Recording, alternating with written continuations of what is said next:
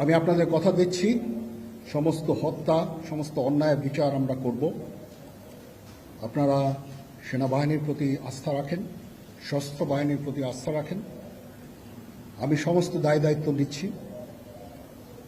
আপনাদের জানমাল এবং আপনাদেরকে আমি কথা দিচ্ছি যে আপনারা আশাহত হবেন না। ইনশাল্লাহ আপনাদের যত দাবি আছে সেই দাবিগুলো আমরা পূরণ করব এবং দেশে একটা শান্তি শৃঙ্খলা ফিরিয়ে নিয়ে আসব। আপনারা আমার সাথে সহযোগিতা করেন।